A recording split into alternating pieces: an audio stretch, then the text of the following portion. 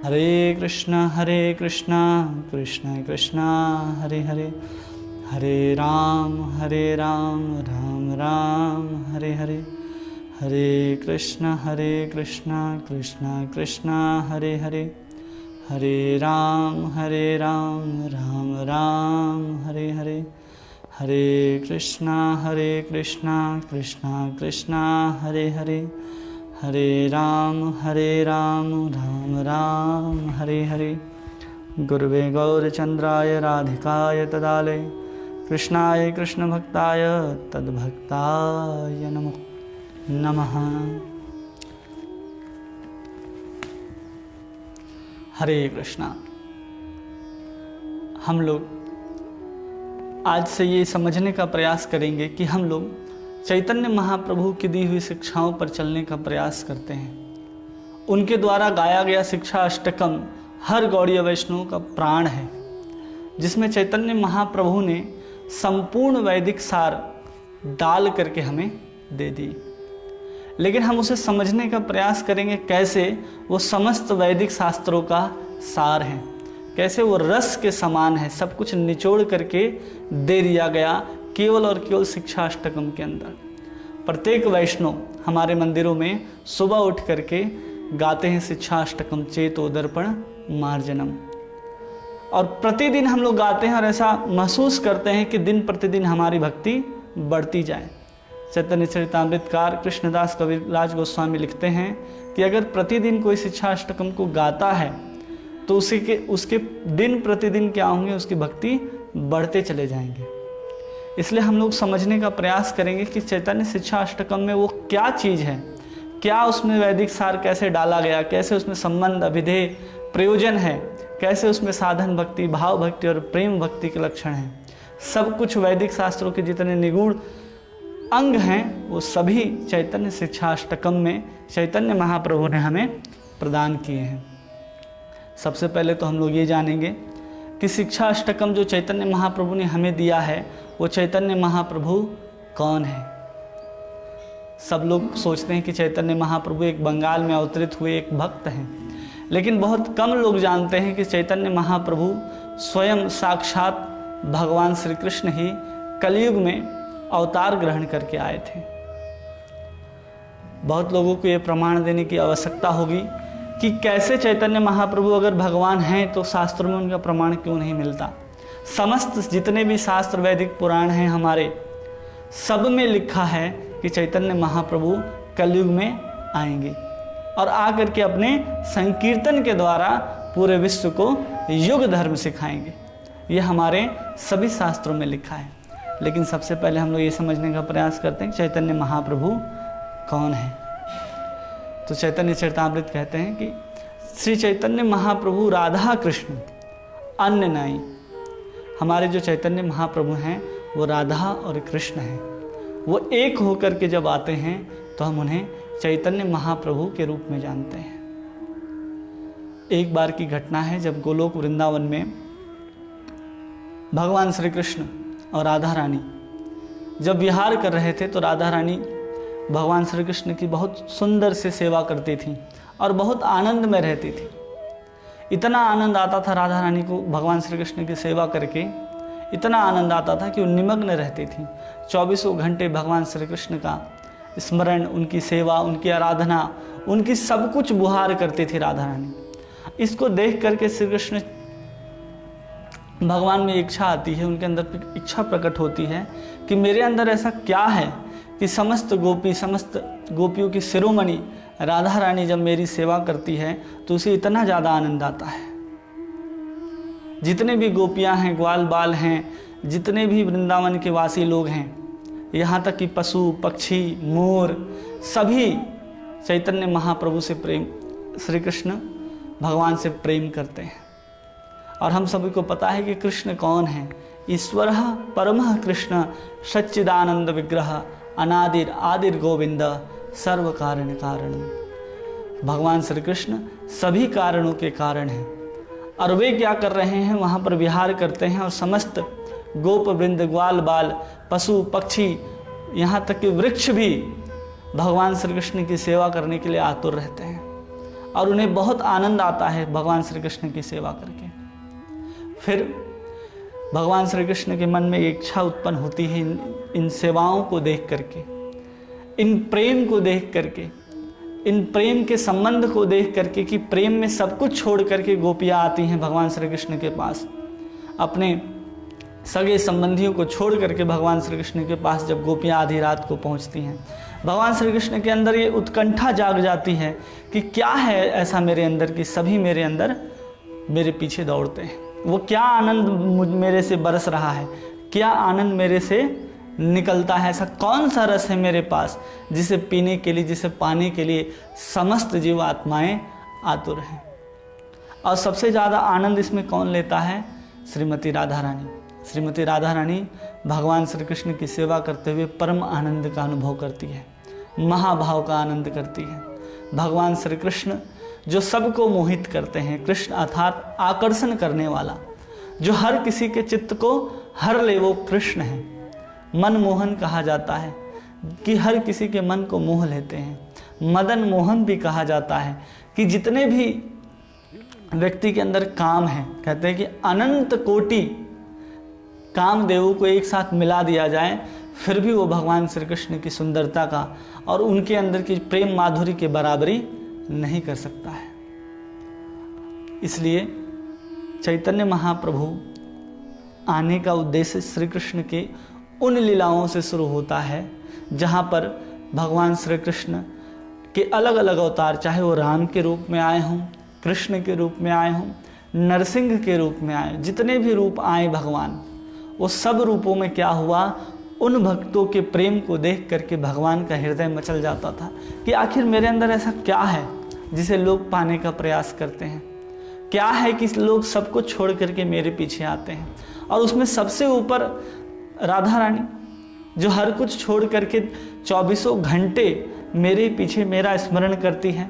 मैं उनके सामने बैठा होता हूँ और कोई आकर के कह देता है कि कृष्ण तो माखन चोरी करने गए, तो उन्हें सामने से बैठे कृष्ण नहीं दिखाई देते। वो रोने लग जाती हैं कि कृष्ण कहाँ गए, हाँ कृष्ण। ये प्रेम वैचित्र्य का लक्षण है। वो सब लक्षण राधा रानी के अंदर दिखाई देते हैं। और वो आनंद, जब कृष्ण नहीं है तो आनंद, और जब कृष्ण है उसका आनंद, एक संबंध का आनंद है भगवान के पास, एक विप्रलंब का आनंद है। जब भगवान राधा रानी के साथ होते हैं तो कृष्ण राधा रानी की केवल सामने दिखते हैं, लेकिन जब कृष्ण राधा रानी से दूर होते हैं तो भगवान राधा रानी को चारों तरफ दिखाई देते हैं। ये प्रेम का लक्षण है। और इतना प्रेम होने के बाद लोग एक ही व्यक्ति, एक ही कृष्ण के पीछे क्यों लगा है? अनंत कोटि ब्रह्मांड नायक कृष्ण सच्चिदानंद विग्रह हैं, लेकिन जब उन्हें आनंद प्राप्त करने की इच्छा होती है तो क्या करते हैं? अपना ही विस्तार राधा रानी के रूप में करते हैं। राधा कृष्ण दोनों एक ही हैं, बस राधा रानी का जो पुरुष स्वरूप है वो कृष्ण है, और कृष्ण का जो स्त्री स्वरूप है वो हमारी श्रीमती राधिका रानी है। और जो कृष्ण को भी आकर्षित कर लेती हैं वो हमारी राधिका रानी, जिसे मदन मोहन मोहिनी भी कहा जाता है। इसलिए कहा जाता है क्योंकि कृष्ण को मोह लेती हैं और आनंद लेती हैं उस रस से, उस रस सागर में निमग्न होकर के उस आनंद को प्राप्त करती हैं। कहते हैं कि जितना आनंद राधा रानी को कृष्ण के साथ आता है उससे 100 गुना ज़्यादा उनकी सखियों को आता है, उसे 1000 गुना उनकी सहचरियों को आता है, फिर उसे 1000 गुना उनके अनुचरियों को आता है, फिर उसे 1,00,000 गुना सबसे आखिरी में खड़ी उन मंजरियों को आता है। क्योंकि वो सब क्या हैं? कृष्ण और राधा और कृष्ण को एक करने में लगे हैं कि राधा और कृष्ण एक रहें, जिसे कृष्ण भी प्रसन्न रहें और हमारी राधा रानी भी प्रसन्न रहें। जब राधा रानी को इस प्रेमा सागर में डूबते हुए कृष्ण देखते थे तो सोचा करते थे कि आखिर मेरे अंदर ऐसा कौन सा रस है जिसे प्राप्त करना चाहते हैं ये सब ग्वाल बाल गोपियाँ क्या चाहती हैं? मेरे अंदर ऐसा कौन सा रस है? उसे प्राप्त करने की इच्छा जब भगवान श्री कृष्ण के अंदर प्रकट होती है तो भगवान श्री कृष्ण राधा रानी के पास जाते हैं और कहते हैं कि जो आनंद आप लूट रही हो, जो आनंद मेरा है लेकिन लूट आप रही हो, जिसे मुझे ग्रहण करना चाहिए लेकिन उसे ग्रहण आप कर रही हो, जिसके माध्यम से आनंद मुझे आना चाहिए था लेकिन वो आनंद आप ले रहे हो, इसका क्या कारण है? भगवान को श्रीमती राधा रानी कहती हैं कि ये प्रेम के कारण होता है। जो आश्रय होता है उसके बाद उसी के पास ये आनंद है वो सबसे ज़्यादा आता है। आप विषय हो हमारे और हम आपके आश्रय हैं, इसलिए वो आनंद जो है ऊपर से नीचे की ओर बरसता है। और जो जितना प्रेम में ऊंचा उठा हुआ रहेगा, चेतना में ऊंचा उठा हुआ रहेगा, जिसमें काम की लेस मात्र भी गंध ना हो, वह आपके प्रेम को 100% अनुभव कर सकता है। और ऐसा केवल और केवल पूरे के संसार में, यहाँ तक कि भौतिक जगत और आध्यात्मिक जगत दोनों में केवल और केवल हमारी श्रीमती राधा रानी ही हैं जो भगवान श्री कृष्ण के पूर्ण आनंद को अनुभव करती हैं, क्योंकि उनके अंदर जो प्रेम है वो महाभाव के स्तर तक जाता है। इसलिए संपूर्ण प्रेम की स्वरूपा होने के कारण, प्रेम का सार होने के कारण श्रीमती राधा रानी कृष्ण के सर्वस्व आनंद का उपभोग करती हैं, अनुभव करती हैं, और वही आनंद वहाँ से हम लोगों को प्राप्त होता है। जो आनंद हम जीवों को प्राप्त होता है भगवान कृष्ण की सेवा करके, वो श्रीमती राधा रानी की कृपा से ही प्राप्त होता है। और उसी कृपा को प्राप्त करने के लिए भगवान श्री कृष्ण भी जाते हैं श्रीमती राधा रानी के पास और प्रार्थना करते हैं कि हे राधा रानी, जो आनंद आप लूट रहे हो वो आनंद हमें भी प्रदान कीजिए। इसलिए गीत गोविंद में जयदेव गोस्वामी लिखते हैं कि चरण पलोटत राधिका पायन। भगवान श्री कृष्ण क्या करते हैं? श्रीमती राधा रानी का चरण दबाते हैं। वही तो कृष्ण है। नारायण क्या है? नारायण के सामने तो भगवान माता लक्ष्मी बैठ करके चरण दबाती है, लेकिन कृष्ण कौन है जो हमारी श्रीमती राधा रानी का चरण संवाहन करे? वो हमारे कृष्ण हैं। और जिनकी राधा रानी चरण संवाहन करे वो नारायण हैं। वही तो अलग अलग रूप में विस्तार करते हैं। जब कृष्ण होते हैं तो उनकी आह्लादनी शक्ति श्रीमती राधा रानी के रूप में होती है। जब अपना विस्तार करते हैं नारायण के रूप में तो उनकी आह्लादनी शक्ति के रूप में लक्ष्मी होती हैं। जब वो विस्तार करते हैं अपना राम के रूप में तो अवतार ग्रहण करती हैं माता सीता के रूप में। और वही जब विस्तार करते हैं शिव के रूप में तो वही राधा रानी विस्तार करती हैं पार्वती के रूप में। जितने भी अवतार हैं, जितने भी दिव्य अवतार हैं, सब राधा रानी और कृष्ण से ही आते हैं। और वही कृष्ण सोच रहे हैं कि आनंद हमें प्राप्त हो। ये तो ऐसे ही बात हो गया कि हम अपने घर में एक आम का पेड़ लगाते हैं और जब गर्मी का बहुत सुंदर महीना आता है तो उसे सुंदर आम के जब फल उसके अंदर आते हैं, उसके ऊपर खिलते हैं, तो उसकी सुगंध से क्या होते हैं, चारों तरफ के भौरे आकर के, तोता आकर के उस चीज़ को ग्रहण करते हैं और खा खा के चले जाते हैं और बहुत आनंद का अनुभव होता है सबको। कुछ लोग आते हैं, बच्चे आते हैं, आम के पेड़ से आम तोड़ करके चले जाते हैं, लेकिन जिस व्यक्ति ने उस आम के पेड़ को लगाया है वो बेचारा उसको ग्रहण नहीं कर पाता है। क्यों? क्योंकि उसे पता ही नहीं कि जो हमारे आंगन में जो आम लगा है उसके अंदर कितना आनंद है। उस आनंद को कौन लूट सकता है? जो उस वृक्ष तक चढ़ सकता है, जो उस आम को प्राप्त कर सकता है। तो इसी कृष्ण के साथ होता है कि भगवान श्री कृष्ण के अंदर जो आनंद उमड़ता है उस आनंद को स्वयं ग्रहण नहीं कर सकते। वो खुद उस चीज को ग्रहण नहीं कर सकते। क्या आनंद है जो राधा रानी ग्रहण करती है? क्या आनंद है इतना मेरे अंदर? क्या समावेश है मेरे अंदर? सच्चिदानंद स्वरूप हूं मैं, आदि हूं, सबका करता धरता हूं। लेकिन जो आनंद राधा रानी के पास आता है वो आनंद मेरे पास क्यों नहीं है? जैसे गुलाब जामुन अपने आप से पूछता हो कि तुम्हें मुझे खा करके सब लोग आनंदित होते हैं, लेकिन गुलाब जामुन खुद को कैसे खा सकता है? वही हाल भगवान कृष्ण का है। सच्चिदानंद स्वरूप हैं, खुद रस से भरे हैं, चारों तरफ रस से सिंचित हैं, रस के आगार हैं, रस के सागर हैं, लेकिन वो सागर खुद अपनी प्यास नहीं बुझा सकता। वो हमारे कृष्ण हैं जिनका आनंद राधा रानी लूटती हैं और उन्हीं राधा रानी के पास कृष्ण जाते हैं कि वो आनंद हमें भी प्रदान करो। सागर खुद जाता है अपने भोग्य के पास, अपने आश्रय के पास कि तुम मुझे आनंद प्रदान करो। भगवान खुद भक्त के पास जा रहे हैं कि आनंद मुझे प्रदान करो। जो तुम्हें प्राप्त हो रहा है आनंद, वो आनंद मैं ही प्राप्त करना चाहता हूँ। चैतन्य महाप्रभु का वही स्वरूप है। जब वो आतुर हो जाते हैं, राधा रानी के सामने गिड़गिड़ाते हैं, राधा और कृष्ण जब एक सामने एक दूसरे को आंखें में आंखें डाल करके देख रहे होते हैं, उसी समय राधा और कृष्ण दोनों मिलकर के एक हो जाते हैं और वही हमारे चैतन्य महाप्रभु के रूप में इस धराधाम में आविर्भूत होते हैं, केवल और केवल उस प्रेम रस का आस्वादन करने के लिए। और वो प्रेम रस का आस्वादन कैसे होगा, ये बताने के लिए उन्होंने अपने जीवन चरित्र से हम लोगों को एक एक चीज बताया है, हर चीज सिखाया है। कुछ लोग कहेंगे कि कैसे मान ले कि चैतन्य महाप्रभु राधा और कृष्ण के मिलित तनु हैं, जो राधा रानी के उस रस आगार का जिसका आस्वादन राधा रानी भगवान कृष्ण की सेवा करके करती थी, उसका आस्वादन करने के लिए चैतन्य महाप्रभु आविर्भूत हुए हैं।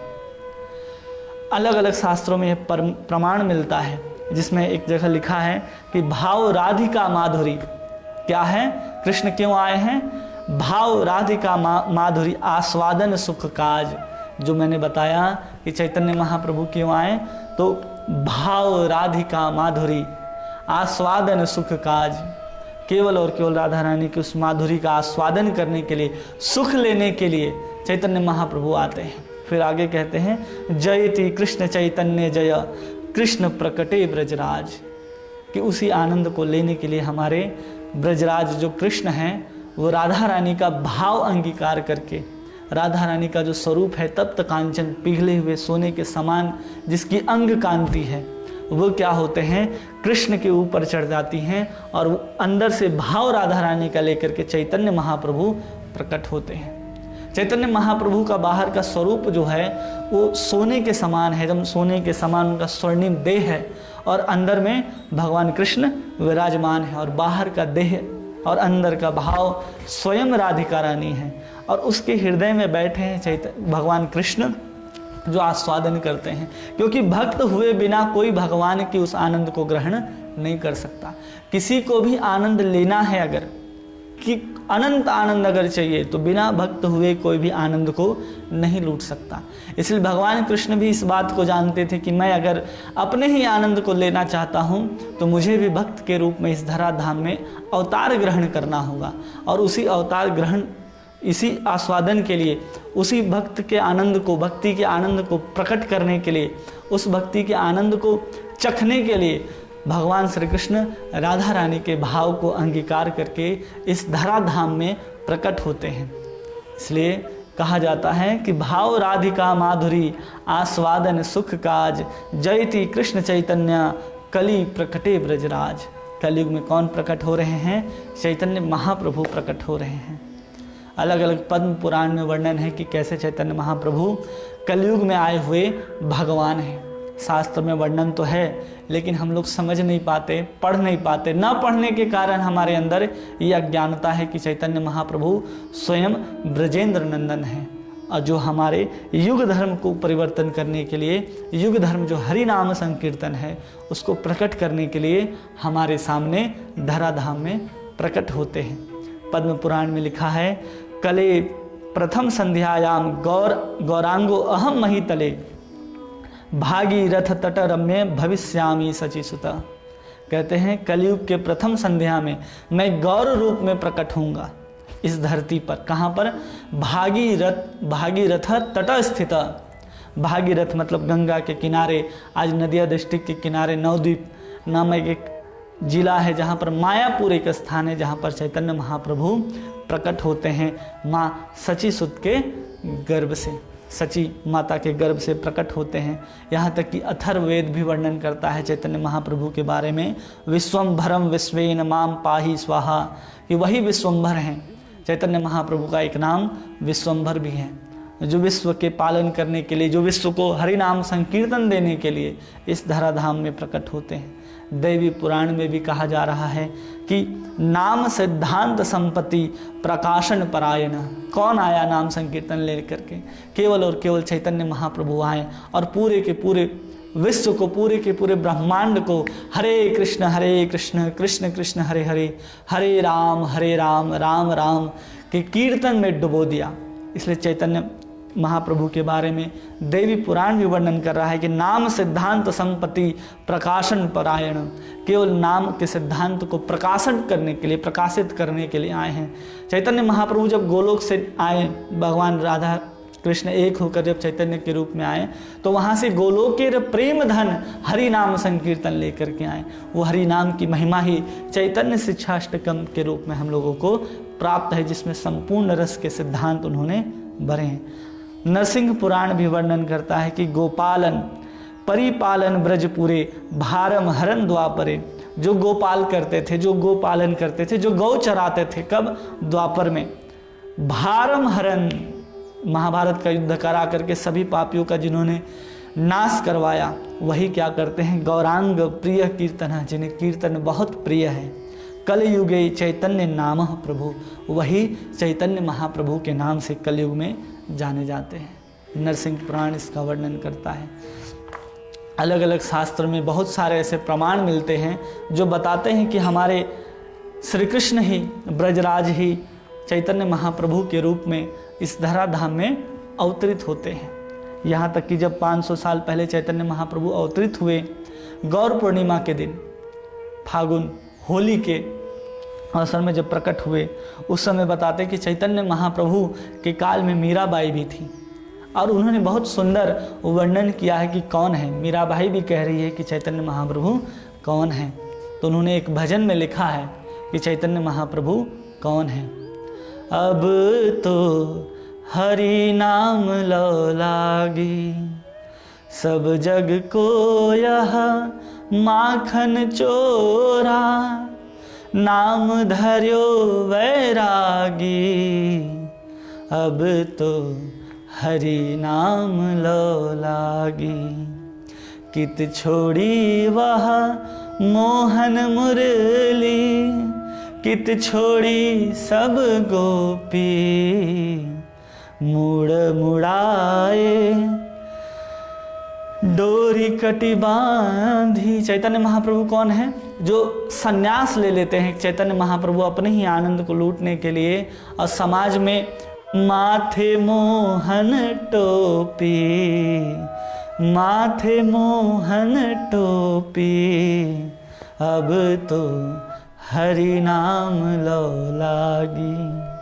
फिर कहते हैं मात जसोमती माखन कारण, बांधे जाके पाँव, श्याम किशोर भये नव गौरा, श्याम किशोर भये नव गौरा, चैतन्य जाको नाम, चैतन्य जाको नाम। मीराबाई कहती हैं कि श्याम किशोर भयो नव गौरा, वही जो श्याम वर्ण के जो हमारे कृष्ण हैं वो नव गौरा हो जाते हैं। क्यों गौरा होते हैं? केवल और केवल अब तो हरि नाम लो लागी, केवल हरि नाम के प्रचार करने के लिए।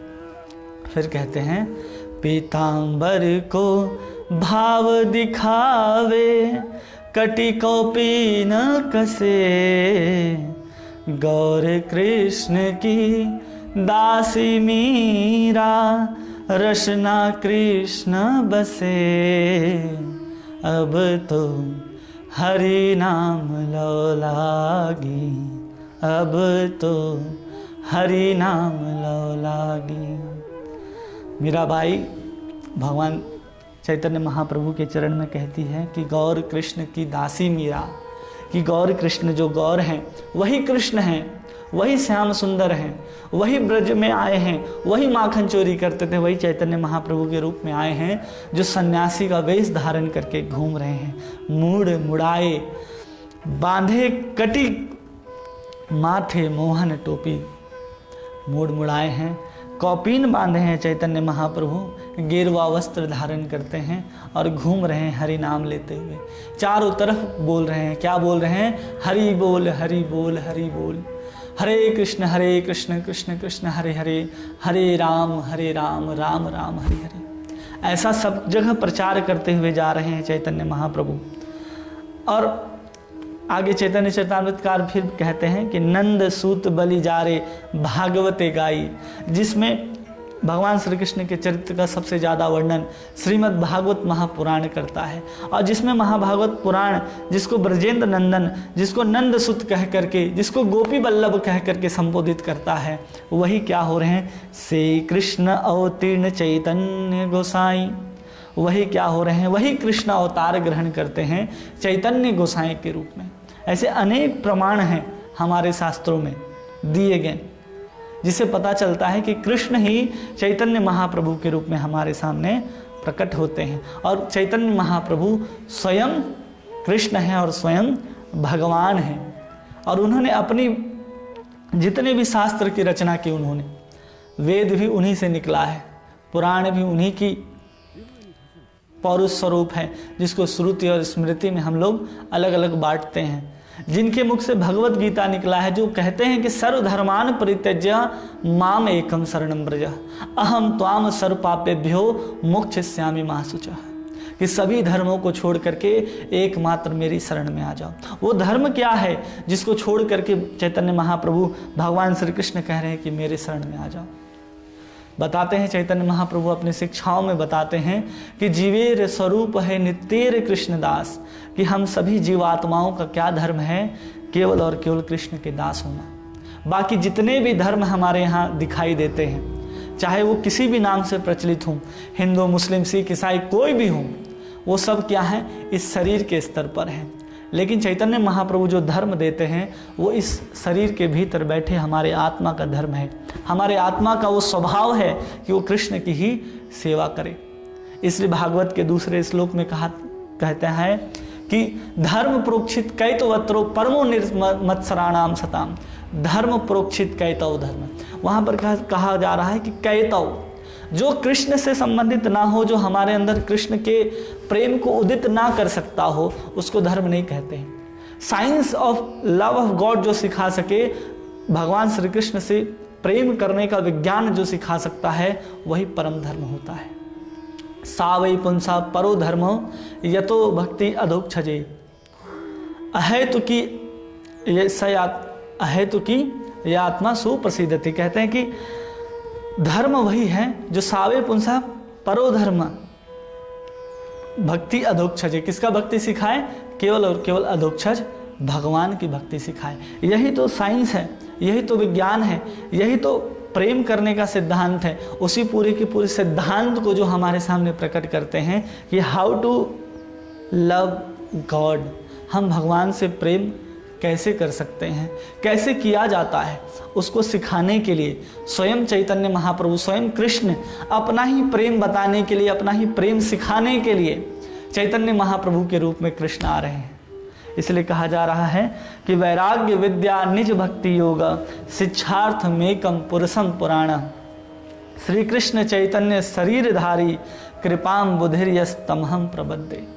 जिन्होंने अपने ही वैराग्य विद्या निज भक्ति योग्य अपनी ही भक्ति को सिखाने के लिए शिक्षार्थ में कम पुरुष पुराण, वो पुराण पुरुष वह भगवान श्री कृष्ण ही क्या करते हैं, श्री कृष्ण चैतन्य शरीरधारी, जो स्वयं श्री कृष्ण क्या करते हैं, चैतन्य के रूप में, भगवान श्री चैतन्य के रूप में आते हैं और कृपाम बुधिर यह तमहम प्रपदे, अपने कृपा से क्या कर रहे हैं, हम सबको निज भक्ति सिखा रहे हैं, जिसकी हम लोग शरण ग्रहण करते हैं, जिसकी अनेक लीलाएं हैं, जिसमें अनेक लीलाओं में ये प्रकट होता है कि कैसे कृष्ण ही चैतन्य महाप्रभु के रूप में आए हैं। तो कुछ एक लीलाओं को हम लोग श्रवण करके ये समझने का प्रयास करेंगे। सर्वप्रथम जैसे कि हमें पता है कि भगवत गीता में भगवान श्री कृष्ण क्या करते हैं, अर्जुन को विश्व स्वरूप दिखाते, अपना विराट स्वरूप दिखाते हैं।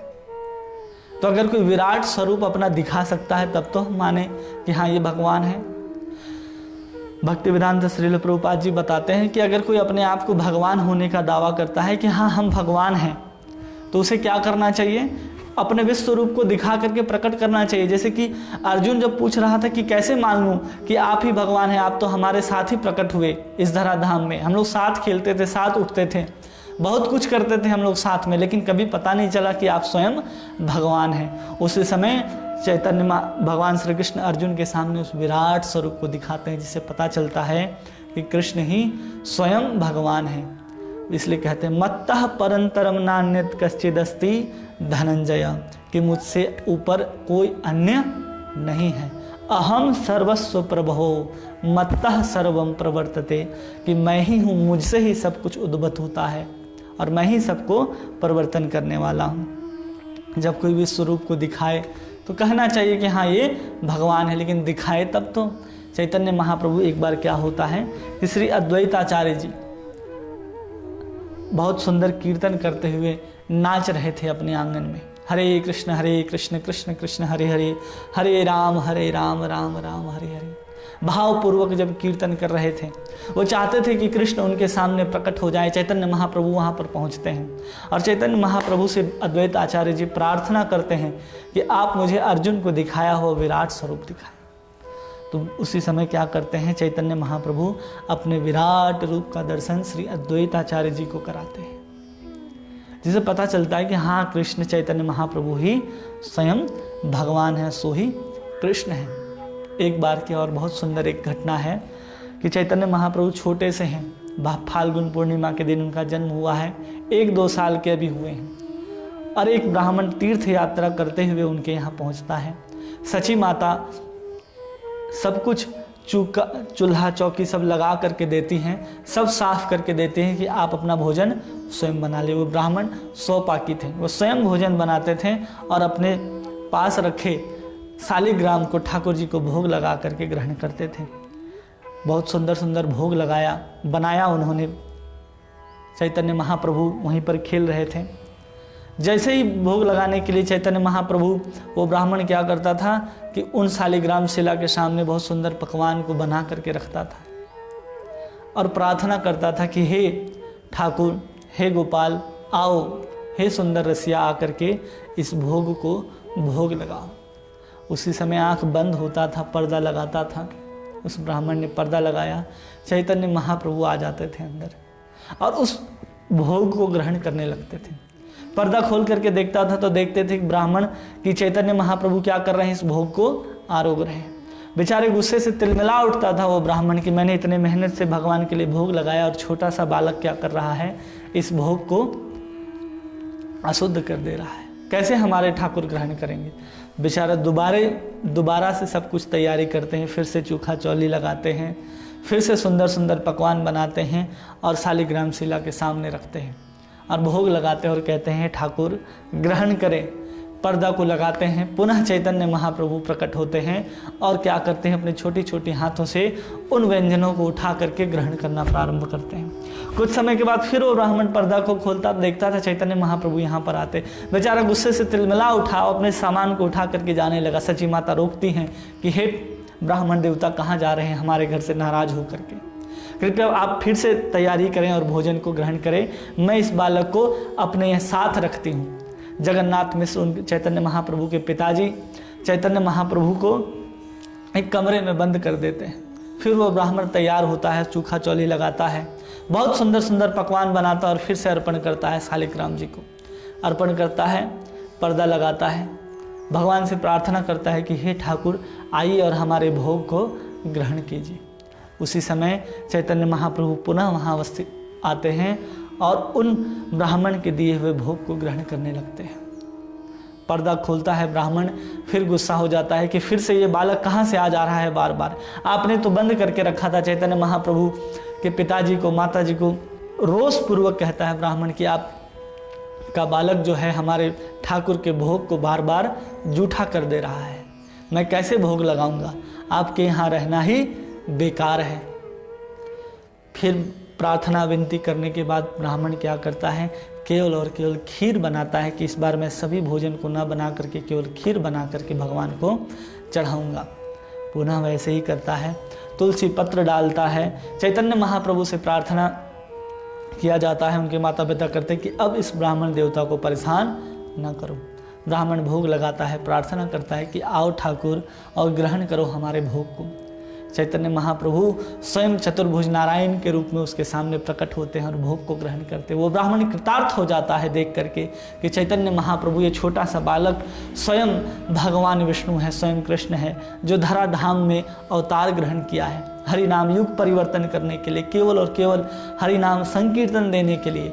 वो राधा कृष्ण उस ब्रज प्रेम को प्रदान करने के लिए अवतरित हुए हैं। बहुत सारे ऐसे कथाएं मिलते हैं। एक बार क्या होता है कि मुकुंद मुरारी जो हनुमान जी के अवतार हैं हमारे गौर लीला में, कहीं पर श्रीमद् भागवत कथा चल रही थी और उस कथा के अंदर श्री वराह भगवान के प्राकट्य का वर्णन हो रहा था। तो उसी समय चैतन्य महाप्रभु मुरारी गुप्त के घर जाते हैं और वहाँ कथा को सुनने मात्र से चैतन्य महाप्रभु के अंदर वराह का भाव उत्पन्न हो जाता है, वेग आवेग आ जाता है और अपने आप को वराह भगवान के रूप में मुरारी गुप्त के सामने प्रकट करते हैं, जिससे पता चलता है कि 24 अवतार जहाँ से निकल करके आते हैं, जो अवतारागार है, समस्त अवतारों का स्रोत है, वहाँ से वही क्या हो रहा है, चैतन्य महाप्रभु के रूप में अवतार ग्रहण करता है।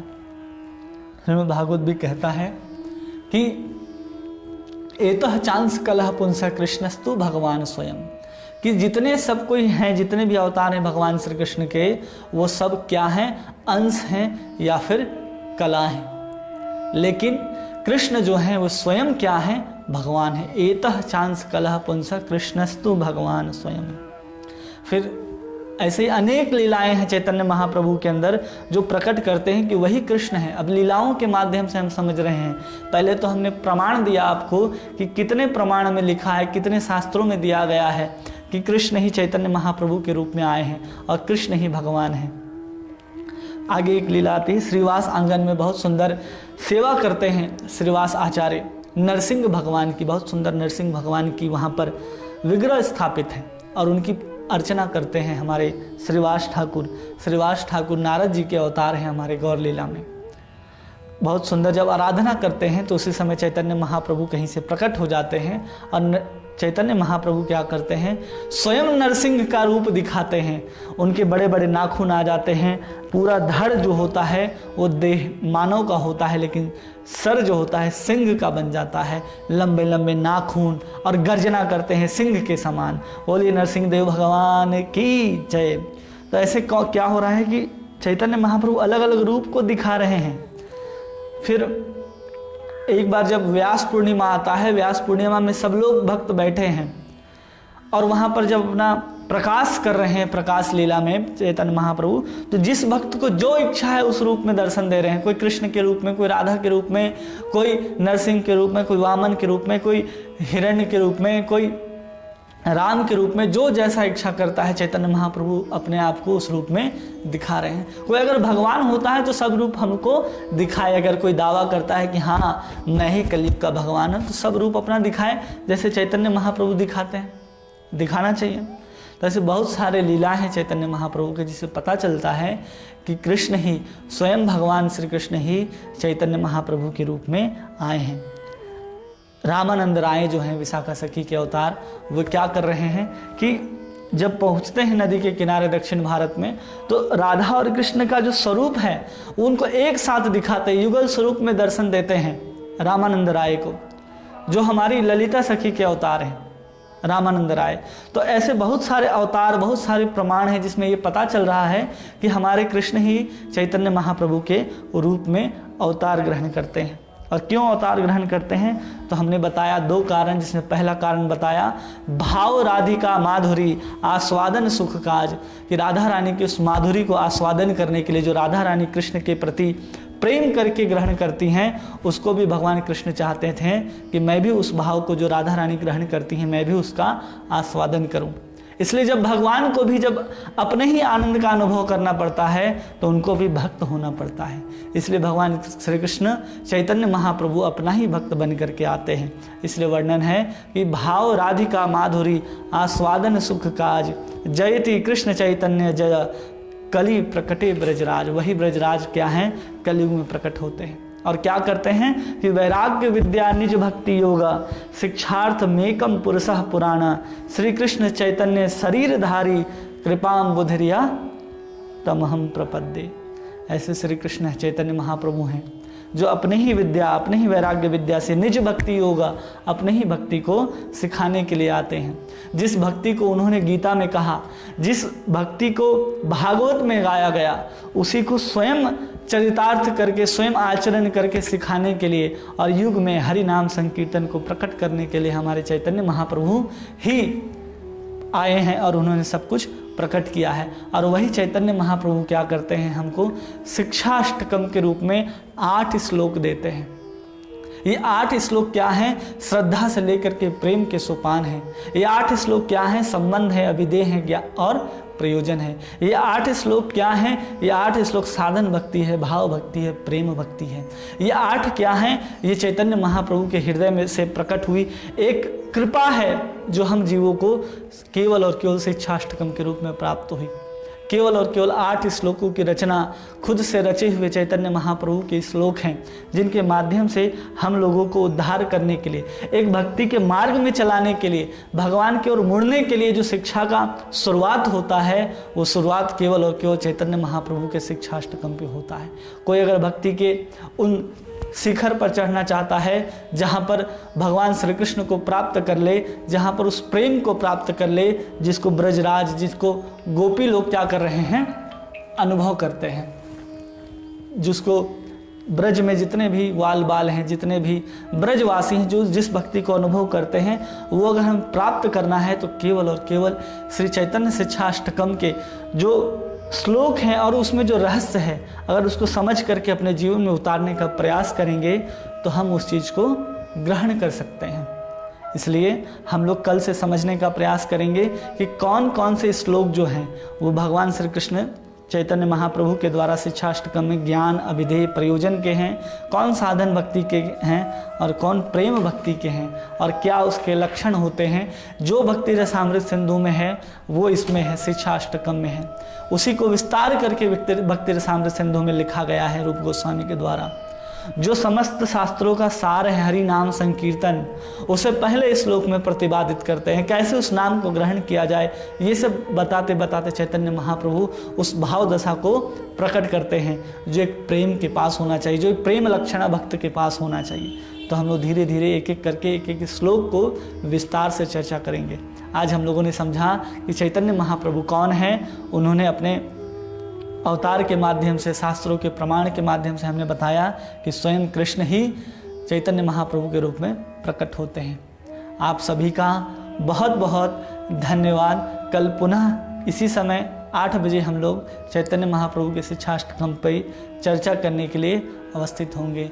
हरे कृष्णा कृष्णा कृष्णा हरे हरे, हरे राम राम राम हरे हरे। बहुत बहुत धन्यवाद। हरे कृष्णा।